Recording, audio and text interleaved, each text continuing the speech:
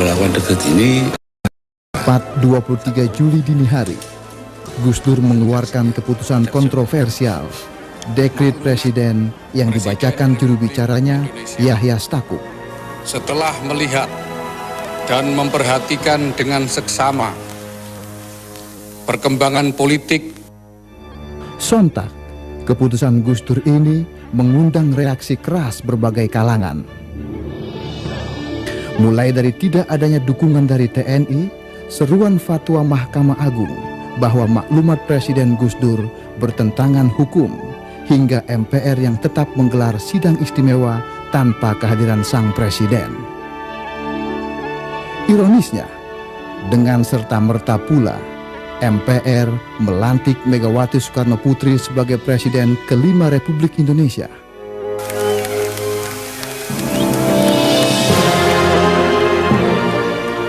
Dan Gus Dur pun lengser dari tampuk tertinggi kepemimpinan di Republik ini. Ya, itu tadi rekaman saat-saat menjelang dicopotnya seorang Abdurrahman Wahid atau Gus Dur secara paksa melalui sidang istimewa MPR pada tanggal 23 Juli tahun 2001. Masih banyak misteri yang menjadi pertanyaan masyarakat hingga saat ini. Untuk itu kita undang Abdurrahman Wahid atau Gus Dur untuk tampil di Kikendi menjelaskan berbagai pertanyaan yang masih mengganjal tadi. Termasuk apakah benar sampai saat ini Gus Dur belum menerima pencopotannya secara paksa tadi? Loh.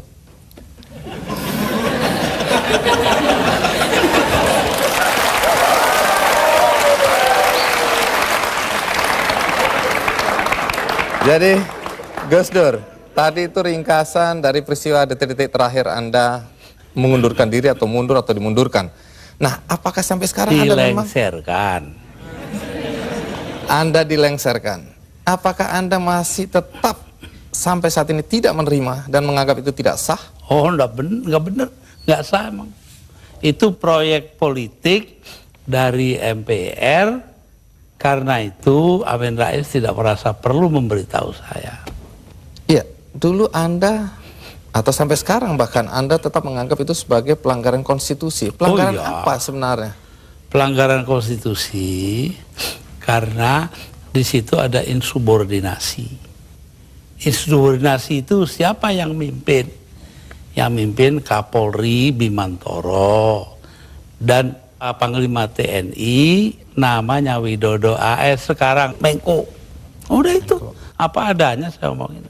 Tapi begini Gus, setelah Anda merasa itu tidak sah, tapi toh kenyataannya Gus Dur digantikan oleh Megawati, kemudian sekarang kita punya presiden namanya SBY, semua berjalan normal saja. Lalu apa negatifnya bagi bangsa dengan pencopotan Anda tadi? Bukan soal bangsa, ini soal hukum. Saya dilengserkan secara politis. Secara hukum belum pernah dibuktikan saya bersalah. Yang bersalah bahkan pansusnya DPR yang dipimpin oleh sekarang Menteri Sosial Bakhtiar Hamzah. Yaitu menurut undang-undang pansus-pansus itu harus tutup pintu supaya nggak didengar orang dari luar. Tapi oleh Bakhtiar Hamzah dibuka 10 cm, di situ berjejer-jejerlah tipnya wartawan. Nah kan, waduh, semua yang ada dalam sidang diketahui dunia luar. Itu pula yang membuat saya, oh ya kalau gitu mereka maksudnya melengsarkan saya dengan segala cara.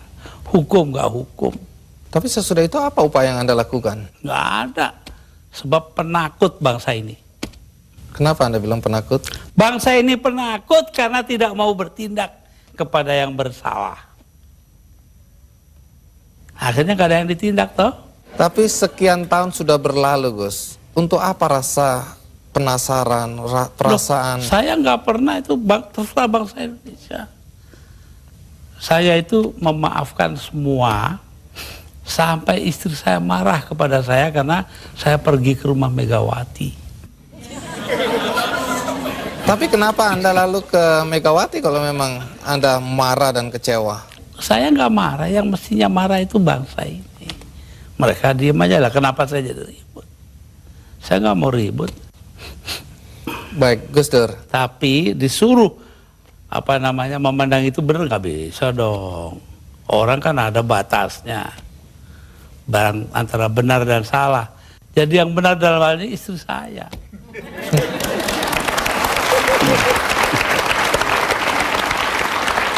Tapi kenapa Gus Dur nggak mau nurut Tanya sama dia, istri? jangan tanya saya dah.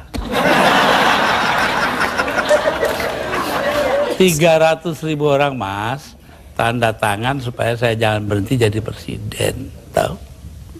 Tapi saya bilang, daripada bangsa ini pecah dalam pertempuran, darah mengalir karena saya, mendingan saya lengser aja deh. Nah itu. Tapi omongan ini kan dibilang omongan ngawur, Gus. Karena faktanya ketika Anda bilang nanti jutaan orang akan datang masuk Jakarta, orang-orang dari Jawa Timur. Begitu ditunggu-tunggu nggak datang. Saya yang nahan kok.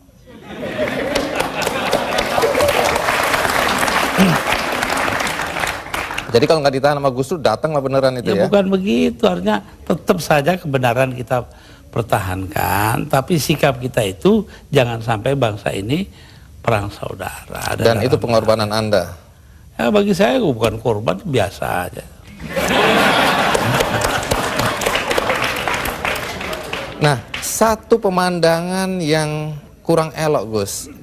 Anda keluar memakai celana pendek dan kaos oblong. Banyak orang bilang itu tidak pantas sebagai presiden Anda tampil seperti itu. Mengapa Anda tampil seperti itu? Lah ya itu supaya saya nggak dianggap presiden.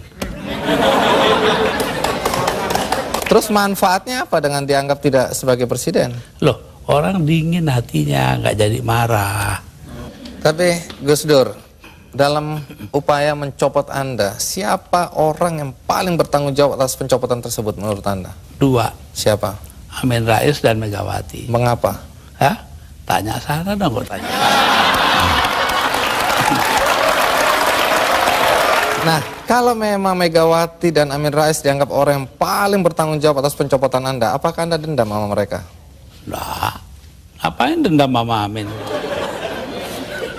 Artinya Gus Dur sudah melupakan itu, sudah memaafkan. Maafkan, lupa sih enggak.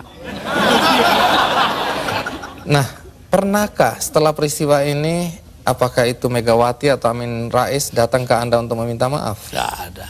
Mereka merasa dirinya benar, ya sudah. Besok-besok akan terbukti oleh bangsa ini sendiri kok. Pernyataan ini agak bertentangan dengan kenyataan bahwa kelihatannya Gus Dur sama Pak Amin Rais sama Ibu Megawati akur-akur aja, rukun-rukun aja. Saya di dunia ini yang pantas pemimpin Indonesia ya, yang pantas jadi musuh saya cuma satu, Mas. Siapa itu? Pak Harto. Artinya tapi apa itu pun saya hari raya masih ke sana. Masih jadi teman baik saya. Artinya apa itu? Artinya saya nggak punya musuh dong di Indonesia.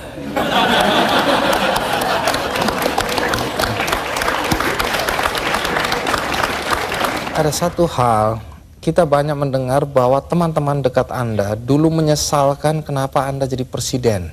Anda sebenarnya lebih layak menjadi guru bangsa, nggak usah ikut campur dalam perpolitikan yang nggak jelas itu.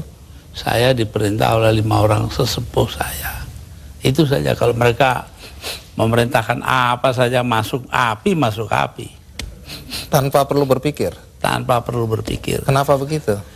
Loh, Selain sesepuh saya itu ini orang pesantren disuruh nurut orang tua. Itu nggak bisa ditawar itu, Gus. Nggak bisa ditawar. 5 orang itu, saya nggak sebut namanya.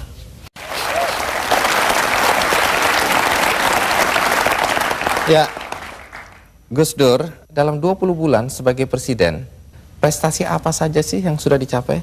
Saya itu menjadi presiden di saat Indonesia menghadapi bahaya akan terurai. Kelompok-kelompok separatis ada di mana-mana. Jadi saya berangkat keliling-keliling dunia itu 80 kali dalam 20 bulan. Jadi 4 kali 1 bulan.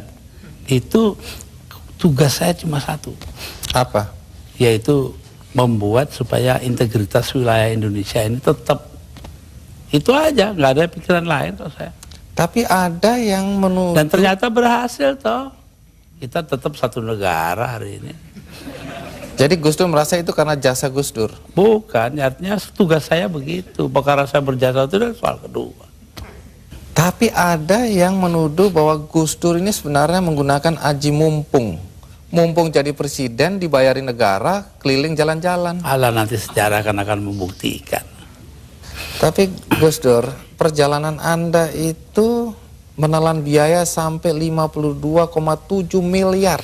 Ya, tapi eksistensi Indonesia sebagai satu negara harganya jauh lebih tinggi. Jadi nggak bisa dipersoalkan itu biaya. Nggak bisa dipersoalkan. Loh, kalau enggak kan udah dipakai oleh orang-orang brengsek itu.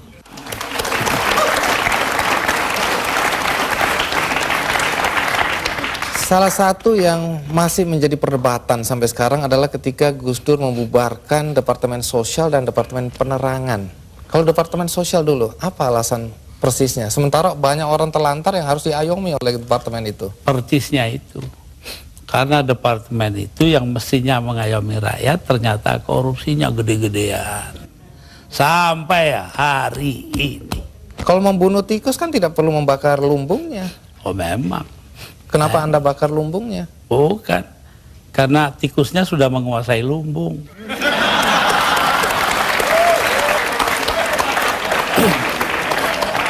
Depan dibubarkan. Kalau Depan jelas. Akibatnya sekarang pers itu sangat tidak terkontrol. Begini Bahkan pornografi sekarang merajalela. ya. Betul. Itu dosa Anda loh. Enggak dong. Dosa yang nyarin. Saya diapa-apakan itu saya bekerja menurut ketentuan Undang-Undang Dasar. Undang-Undang Dasar menjamin kebebasan berpikir. Dan itu hanya mungkin kalau Depan nggak ada. Sekarang nggak ada kebebasan berpikir. Tapi kalau kebebasannya seperti sekarang nggak ada yang kontrol, Gus. Loh, Siapa ya aja bisa. Kita kontrol nanti dong. Siapa yang mengontrol? Ya antara kita aja. Kenapa sih masyarakat juga penting peranannya kok? Memang hanya pemerintah aja. Baik, Gus. Satu lagi hal yang dicatat ketika Anda menjadi presiden dan agak kontroversial, yaitu masalah PKI. Banyak orang begitu khawatir ketika Anda dulu mencabut TAP MPR nomor 25 MPRS 1966. Sebab bertentangan dengan Undang-Undang Dasar, Mas. Tapi itu ada kesan pembelaan Anda terhadap orang-orang ex-PKI Ya, dan keluarganya. terserah, kesan nggak kesan terserah. Apa alasan Yang Anda? terpenting itu bahwa tugas mengucilkan PKI itu bukan tugas negara. Itu yang penting. Apa artinya pemisahan agama dari negara kalau negara ngurusin segala hal? Padahal yang menentang PKI kan cuma beberapa gelintir orang aja. Jadi Anda tetap merasa bahwa apa yang Anda lakukan mencabut TAP MPR itu benar? Benar karena bersamaan dengan Undang-Undang Dasar gitu loh. Kenapa? Karena memang Undang-Undang Dasarnya begitu, mau diapain? Begitu itu bagaimana? Ya melindungi semua. Ya itu hasil daripada 7 abad lamanya kita berpancasila tanpa nama, yaitu yang dinamakan Bhinneka Tunggal Ika. Berbeda-beda tapi satu tujuan. Nah ini yang penting kita ngelihatnya dari situ. Kalau belakangan ini ada kekhawatiran PKI akan bangkit? Kenapa takut? PKI aja ditakuti.